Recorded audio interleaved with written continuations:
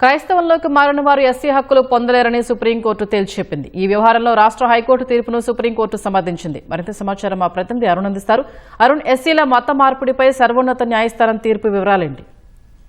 ఎస్సీలకు సంబంధించిన మత మార్పిడి వ్యవహారంలో క్రైస్తవంలోకి మారినటువంటి ఎస్సీ కేటగిరీకి సంబంధించిన విషయంలో గానీ, ఎస్సీ కులానికి సంబంధించినటువంటి కేంద్ర ప్రభుత్వం రాష్ట్ర ప్రభుత్వం అందించేటువంటి సౌకర్యాలు దాని ద్వారా వచ్చేటువంటి ఫలితాలు ఏవైతే ఉన్నాయో వాటిని అనుభవించలేరు, వాటిని ఆస్వాదించలేరు అని చెప్పి సుప్రీంకోర్టు స్పష్టం చేసింది. ఇదే వ్యవహారంపై గతంలో ఆంధ్రప్రదేశ్ హైకోర్టు ఇచ్చినటువంటి తీర్పును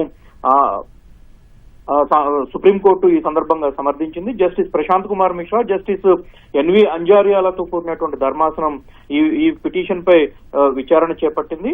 ఆంధ్రప్రదేశ్ లో ఒక వ్యక్తి మతం మారిన తర్వాత తనకు ఎస్సీ హోదా పోతుంది కాబట్టి తనకు కొనసాగించాలి, ఈ రకమైనటువంటి పరిస్థితి కరెక్ట్ కాదు అన్నట్లుగా ఆంధ్రప్రదేశ్ హైకోర్టును ఆశ్రయించగా, ఆంధ్రప్రదేశ్ హైకోర్టులో విచారించినటువంటి జస్టిస్ ఎన్ హరినాథ్ రెడ్డి ధర్మాసనం దీనికి సంబంధించినటువంటి విషయంలో పూర్తి స్థాయి విచారణ జరిపిన తర్వాత మతం మారినటువంటి అంటే క్రైస్తవంలోకి మారినటువంటి ఎస్సీలు తమ హక్కులను అనుభవించలేరు, ఇది మతం మారినటువంటి వ్యక్తులకు ఇది వర్తించదు అని చెప్పి స్పష్టం చేస్తూ ఒక తీర్పును వెలువరించారు.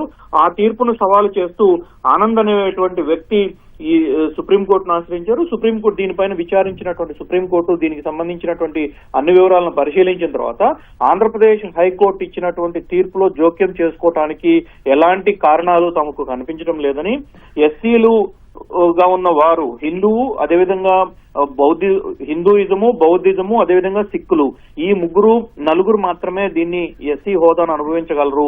అదేవిధంగా క్రైస్తవంలోకి మారినటువంటి వ్యక్తులు భారతదేశంలో గుర్తించబడినటువంటి వాటికి సంబంధించినటువంటి అంశాలన్నింటినీ పరిశీలించిన తర్వాత క్రైస్తవంలోకి మారినటువంటి వ్యక్తులు ఎస్సీ హోదాని అనుభవించలేరు, అది సాధ్యం కాదు అని చెప్పి సుప్రీంకోర్టు స్పష్టం చేస్తూ హిందువులు, బౌద్ధులు, సిక్కులు మాత్రమే ఎస్సీ హోదాలో ఉంటారు, ఎస్సీ హోదాకు సంబంధించినటువంటి విషయాలన్నింటినీ అనుభవిస్తారు, అంతవరకు తాము స్పష్టంగా చెప్తున్నట్లుగా justice Prashant Kumar Mishra, PK Mishra, justice NV అంజారియాలతో కూడినటువంటి ధర్మాసనం స్పష్టం చేస్తూ ఆనంద్ అనేటువంటి వ్యక్తి దాఖలు చేసినటువంటి పిటిషన్ ను డిస్మిస్ చేసింది. ధన్యవాదాలు అరుణ్.